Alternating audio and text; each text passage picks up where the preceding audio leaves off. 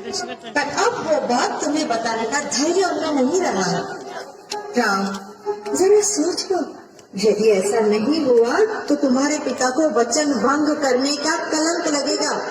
पिता का वचन तुमने पूर्ण किया तो ही तुम्हारे पिता की अपकीर्ति टल सकेगी।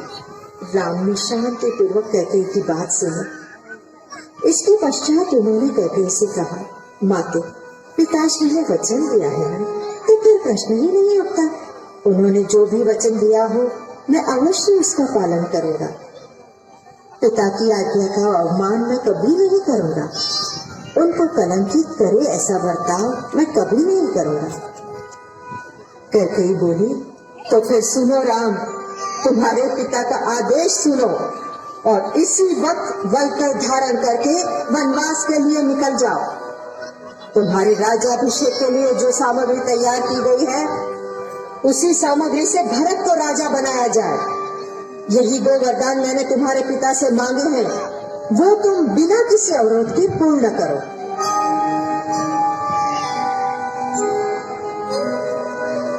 माते, इतनी सी बात हो तो चिंता का कोई कारण ही नहीं है। इतने क्षुल्लक कारण से पिताश्री को दुखी करना। मैं राजा बना तो क्या, या भरत राजा बना तो क्या, सब एक ही तो है। भरत को खुशी से राजा बनने दीजिए। मैं प्रेम से उसे आशीर्वाद देता हूँ और तुरंत वल्कल परिधान करके वन में चला जाऊंगा। राम की बात सुनकर दशरथ दुख के सागर में डूब गए। राम वनवास के लिए जा रहे हैं, ये देखकर दशरथ का अंतःकरण फटने लगा। राम ने हर प्रकार से माता कौशल्या को सांत्वन देकर उनसे और सुमित्रा माता से विदा लिया।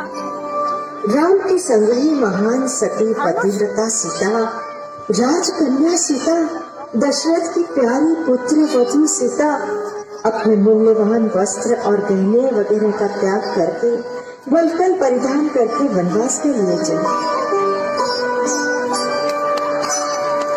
राम की छाया समान उनका छोटा भाई लक्ष्मण बंधु प्रेम के कारण उनके साथ चलने को तैयार हुआ। इस प्रकार राम, लक्ष्मण, सीता माता पिता गुरुजन प्रजाजन से विदा लेकर आशीर्वाद लेकर निकल पड़े। सारी अयोध्या नगरी विदा करने के लिए पीछे पीछे आने लगी।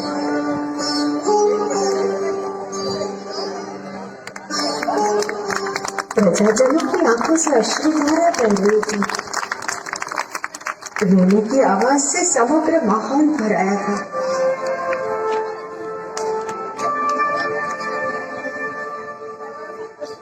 सारी अयोध्या को, सिंगार सजी हुई अयोध्या को रोती पीठ छोड़कर पितृवचन के पालन के लिए राम, लक्ष्मण, सीता वनवास को चले।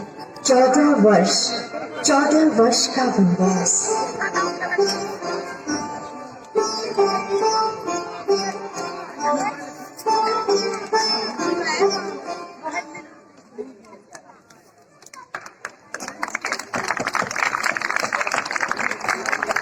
प्रेम के साथ भरत को विदा किया।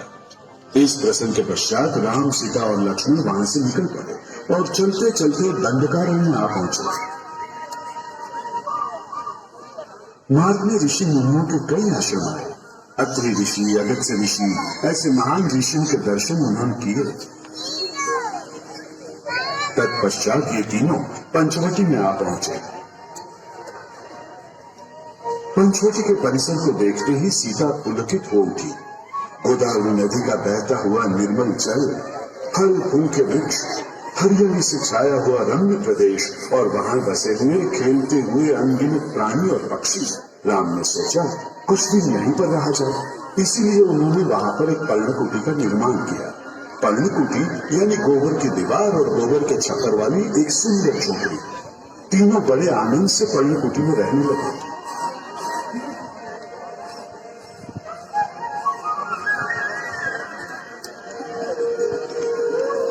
जंगल के कंद और फल खाना, गोदावरी का ठंडा मीठा पानी पीना, ये इनका दिनक्रम बन गया।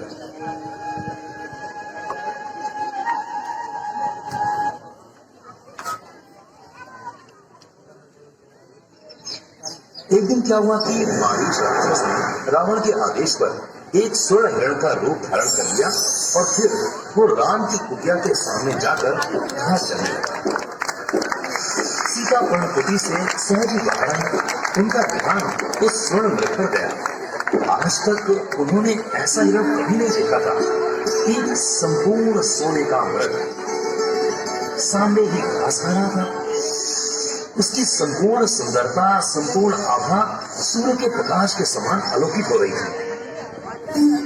उसके पानीदार नेत्र सीता को देख रहे थे। उस हिरण से आकर्षित होकर सीता ने राम से कहा, कुछ भी करो, लेकिन ये सोने का हिरण मुझे लाकर दे दो नाथ। अगर मुझे वस्त्र बनाने के लिए इस हिरण की खाल मिल गई तो कितना अच्छा होगा ना। और तब सीता उस स्वर्ण हिरण के लिए हट करने लगी। कुछ भी करिए, पर मुझे ये स्वर्ण मृग ला कर दीजिए। राम ने सीता से कहा, अरे पगली, ऐसा हिरण कहीं होता ही है क्या? मुझे ऐसा लगता है कि ये हिरण के देश में मायावी राक्षस है। लेकिन सीता कुछ सुनना नहीं चाहती थी। वो अपनी जिद पर अड़ी रही। आखिरकार राम को सीता की जिद पूरी करने के लिए जाना ही पड़ा। राम धीरे धीरे उस हिरण के पीछे पीछे गए।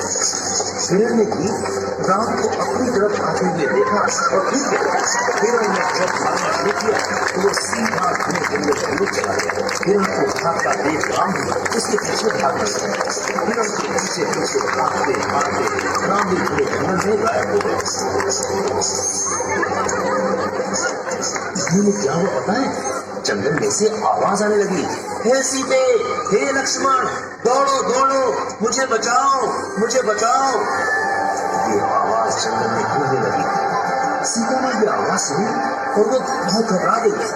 उन्हें लगा कि मेरे श्री राम किसी संकट में है। इसीलिए उन्होंने लक्ष्मण से कहा कि तुम तुरंत जंगल में जाओ, श्री राम को कुछ हो गया है। भैया भैया, तुम ऐसे क्यों खड़े हो? जाओ जाओ, जल्दी जाओ और श्री राम की मदद करो। इतना सुनते ही लक्ष्मण शांत रहे और सीता से बोले, माते, आप भैया की चिंता मत करिए। ये आवाज राम की है ही नहीं। ये आवाज जरूर उस मायावी राक्षस की होगी। इस धरती की कोई भी शक्ति श्री राम का कुछ बिगाड़ नहीं सकती।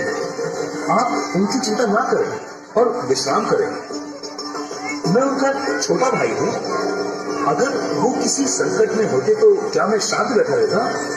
लक्ष्मण के ऐसे शब्द सुनते ही सीता को ही रोक दी। सीता ने लक्ष्मण से कहा, जो बड़े भैया के संकट में होने पर उनकी मदद ना कर सके, वो कैसा छोटा भाई है? अरे वो तो बड़ा पापी है। लक्ष्मण को इन शब्दों से आघात पहुंचा। उन्होंने कहा, मैं राम की मदद करने के लिए जाता हूँ। उन्होंने पर्णकुटी के बाहर अपने बाण से एक रेखा खींच दी और सीता से कहा, माते, मैं राम की मदद के लिए जा रहा हूँ, पर मेरा आपसे एक अनुरोध है कि चाहे जो हो जाए, आप इस रेखा को पार ना करें। सीता ने लक्ष्मण का कहना मान लिया और फिर लक्ष्मण श्री राम को ढूंढने के लिए जंगल की ओर चल दिए।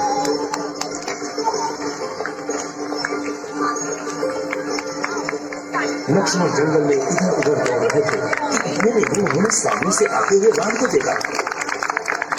लक्ष्मण ने भैया से पूछा, भैया, क्या वो सोनमृग मिल गया? राम ने कहा, अरे कैसा सोनमृग? वो तो एक मायावी राक्षस था, मैंने उसे मार डाला।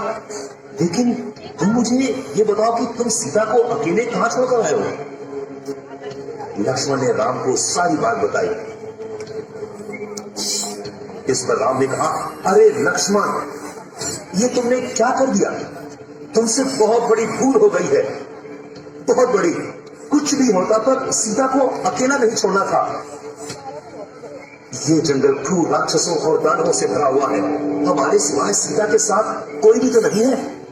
ऐसी दशा में यदि किसी राक्षस ने या किसी क्रूर प्राणी ने उसे कष्ट दिया तो चलो लक्ष्मण, चलो, हमें तुरंत आश्रम पहुंचना होगा। दोनों आश्रम में आते हैं। दुर्भाग्य से राम की आशंका सही निकली। सीता आश्रम में नहीं थी। लक्ष्मण जब राम को ढूंढने के लिए वन में गए, तभी झाड़ियों के पीछे छिपा हुआ रावण साधु का रूप लेकर बाहर आया। सावधानी पूर्वक वो धनकुटी के द्वार पर पहुंचा, आश्रम के पास आया, यहाँ वहां देखकर वो कड़क आवाज में भिक्षा मांगने लगा। माई भिक्षा दे, माई भिक्षा दे। सीता भिक्षा देने के लिए बाहर आई। इतने में ही उसे लक्ष्मण की बात याद आ गई। माते, कुछ भी हो जाए पर आप इस रेखा को पार ना करें। वो तुरंत पीछे हट गई और दूर से ही भिक्षा देने लगी। ये देखते ही रावण क्रोधित हो गया और सीता से बोला, भिक्षा देने का ये कौन सा तरीका है भाई? भिक्षा देनी है तो ठीक से आगे आकर दो, वरना मैं बिना भिक्षा लिए ही चला जाऊंगा। पर एक बात याद रखना, ऐसा कर तुम पाप की भागी बन जाओगी, तुम्हारा कल्याण कभी नहीं होगा। रावण की बात सुनकर सीता घबरा गई। उन्होंने रावण से कहा, ऐसे क्रोधित मत होइए, मुझसे भूल हो गई। और सीता ने भिक्षा देने के लिए रेखा लांघकर बाहर की ओर पैर रख दिया। रावण साधु वेश छोड़कर अपने असली रूप में आ गया। एक झटके में उसने सीता का हाथ पकड़ा और अपने कंधे पर उन्हें उठा लिया और आकाश मार्ग से लंका की ओर जाने लगा। अब सीता रोने लगी, अपने श्री राम को जोर जोर से पुकारने लगी। रावण को अब बहुत आनंद आ रहा था। जब सीता राम को पुकार रही थी तो रावण जोर जोर से हंसता हुआ बोला, इस तरह क्यों चिल्ला रही हो सीते? अब इसका कोई फायदा नहीं है। सारे देवता मेरे दास है, दास। साक्षात कैलाशपति शंकर का मुझे आशीर्वाद है। मेरी प्रचंड शक्ति से वो राम, अरे वो राम मेरा कुछ नहीं बिगाड़ सकता। राम को अपनी शक्ति का अधिकार होने लगा। जटायु नाम का एक विशाल पक्षी सीता को बचाने के लिए रावण के विमान को टक्कर मारने लगा। जटायु अपनी जोत से रथ को तोड़ना चाहता था। रावण क्रोधित हो गया। उसने अपनी तलवार से एक के बाद एक जटायु पर प्रहार किया और बेचारे जटायु का एक पंख कट गया। घायल होकर वो जमीन पर गिर पड़ा। बेचारा जटायु, उसे इस बात का बहुत दुख हुआ कि वो सीता को बचा ना पाया। इधर रावण सीता को आकाश मार्ग से लंका ले गया। दूसरी तरफ राम और लक्ष्मण सीता को ढूंढते ढूंढते थक गए, पर सीता का कहीं पता भी न चला। अब राम की अवस्था एक छोटे बच्चे जैसी हो गई। उन्होंने लक्ष्मण से कहा, अब मेरी सीता मुझे कभी नहीं मिलेगी ना? क्यों? लक्ष्मण, तुम्हें बताओ मैं क्या करूं? लक्ष्मण ने राम की हालत देखकर राम से कहा, श्री राम भैया, इतना दुखित होने की जरूरत नहीं है।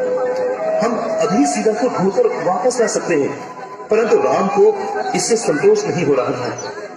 जंगल के सभी पशु पक्षी उनकी पर्णकुटी के पास एकत्रित हो गए थे और सभी दक्षिण दिशा की ओर देख रहे थे। इस प्रकार लक्ष्मण ने ये समझ लिया और राम से कहा, ये प्राणी एक साथ दक्षिण दिशा की ओर क्या देख रहे हैं?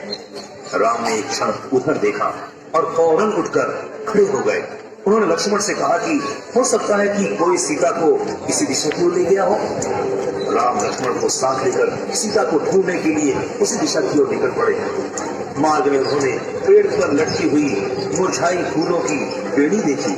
उसे देखकर राम एकदम भावावेश हो गए और बोले, अरे लक्ष्मण, कल ही तो मैंने ये फूल सीता को दिया था, ये यहाँ कैसे?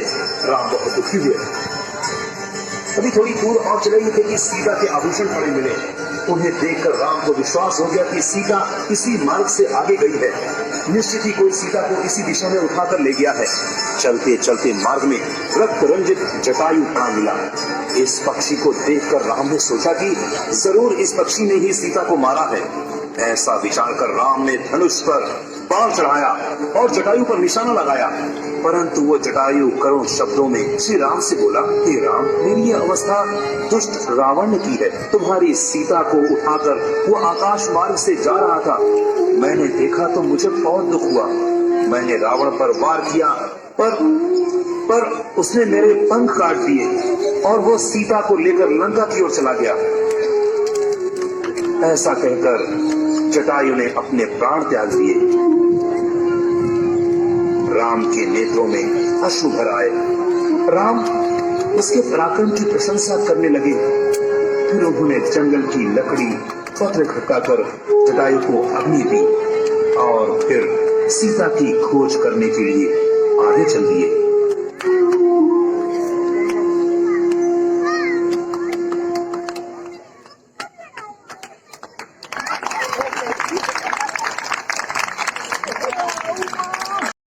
राज्य सुग्रीव को देने के लिए श्री राम सहायता करेंगे और दुष्ट रावण को मारने हेतु लंका से सीता को लाने के लिए सुग्रीव राम की मदद करेंगे।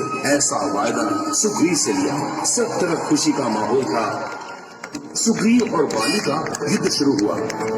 इस युद्ध में राम ने सुग्रीव की सहायता करने के लिए वाली को मार दिया और किष्किंधा का राज्य सुग्रीव को पुनः मिल गया। सीता को खोजने की जिम्मेदारी मारुति पर आ गई। मारुति लंका की ओर चल पड़ा। मार्ग में बहुत बड़ा समुद्र बना। उसे लाने के लिए मारुति ने विराट को तैयार कर दिया और पवन वेग से समुद्र पार कर सीधे लंका में जा पहुंचा। वहां वो सीता की खोज करने लगा। मारुति सूक्ष्म रूप धरकर लंका नगरी में घूम रहा था। रावण के महल में एक पलंग पर सुंदर स्त्री सोती हुई उसे दिखाई दी। वो स्त्री अतिशय सुंदर थी। मारुति ने सोचा शायद यही सीता हो। उस स्त्री को देखकर मारुति इतना आनंदित हुआ कि पूछ उठाया उछलने लगा, तो छोटे बच्चों की तरह शरारत करने लगा। मारुति ने फिर विचार किया, ये स्त्री सीता कैसे हो सकती है?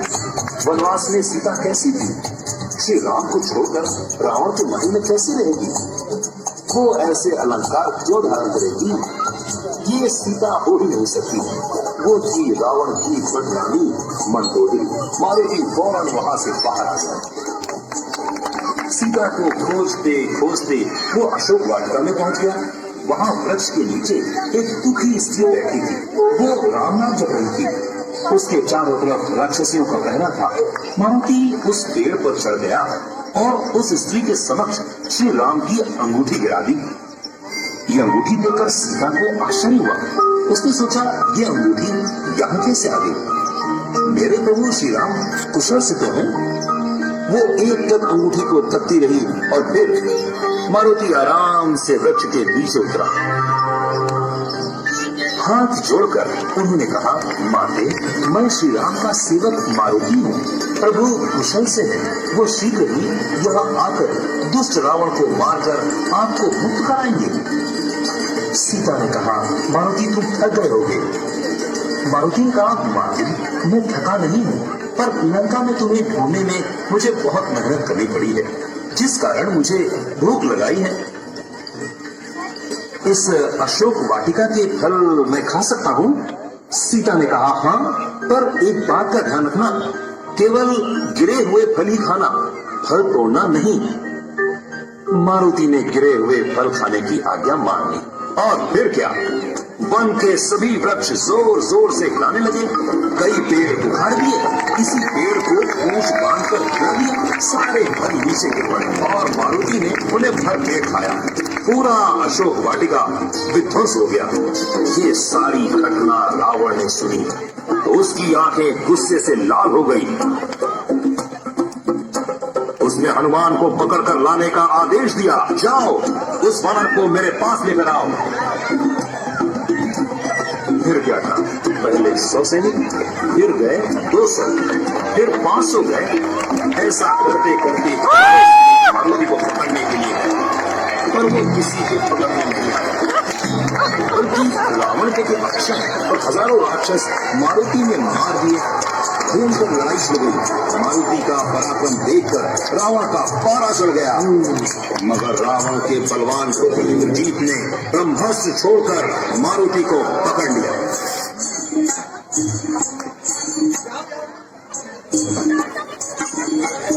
रावण ने आदेश दिया कि इसकी पूंछ में आग लगा दो। इस वानर दूत को इससे अच्छा दंड कुछ हो ही नहीं सकता। मारुति की पूंछ पर तेल से लगा हुआ कपड़ा लपेटा गया। और ये क्या, मारुति की पूंछ एक हाथ बढ़ गई। फिर और कपड़ा आया और मारुति की पूंछ पर लपेटा गया, और मारुति की पूंछ 2 हाथ बढ़ गई। फिर पूरी लंका के वस्त्र पूंछ पर लपेट दिया गया, फिर भी मारुति की पूंछ 3 हाथ शेष रह गई। सभी स्त्रियों के कपड़े कम पड़ गए, लंका के लोग वस्त्रहीन हो गए। तब मारुति की पूंछ 4 हाथ बढ़ गई। तब मारुति को दया आ गई और उसने पूंछ बढ़ाना बंद कर दिया। लंका का सारा तेल और घी पूंछ पर लगा दिया गया। अब तो लंका में कुछ बचा ही नहीं था। पूंछ की आग को फूंकते फूंकते सभी राक्षस थक गए, पर आग नहीं जली। पर रावण ने जैसे ही पूंछ की आग को फूंकने की कोशिश की तो आग भड़क उठी और उसकी मूंछों में लग गई।